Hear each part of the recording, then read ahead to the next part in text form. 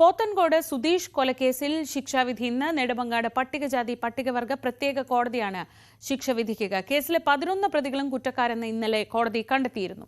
വിവരങ്ങളുമായി വി വിനോദ്, കേരള മനസാക്ഷിയെ തന്നെ ഞെട്ടിച്ച ഒരു കൊലപാതകമായിരുന്നു. നമ്മൾ സിനിമയിൽ പോലും കാണാത്ത അത്ര വലിയ ക്രൂരതയൊക്കെയായിരുന്നു അന്ന് കണ്ടത്. ആ കേസിലാണ് ഇന്ന് ശിക്ഷാവിധി ഉണ്ടാവാൻ പോകുന്നത്. എന്താണ് വിശദാംശം?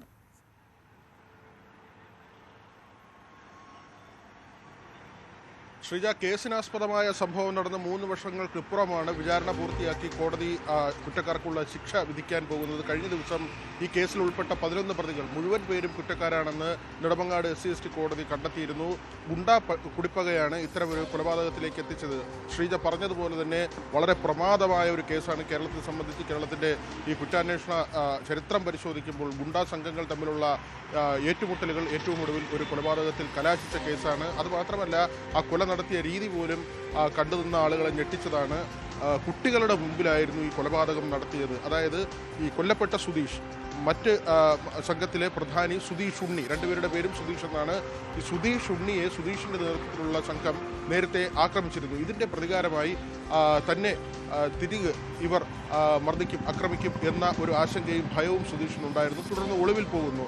പിന്നീടാണ് പോത്തൻകോടുള്ള ഒരു ബന്ധു വീട്ടിലേക്ക്, അവിടെ ഒരു കോളനിയാണ്, ആ കോളനിയിലെ ഒരു വീട്ടിലേക്ക് സുധീഷ് എത്തുന്നത്.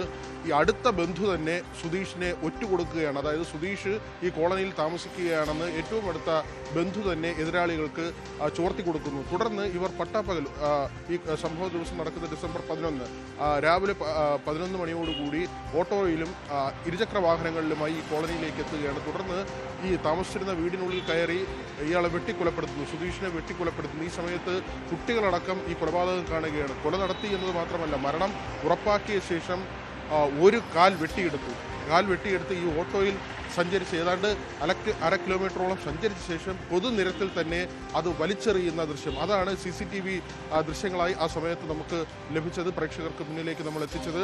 അങ്ങനെ ഈ ഓട്ടോയിൽ വന്ന സംഘം കാൽ വെട്ടിയെടുത്ത് പോവുകയും പോകുന്ന വഴിക്ക് ഈ കാൽ വലിച്ചെറിയുകയും ചെയ്തു.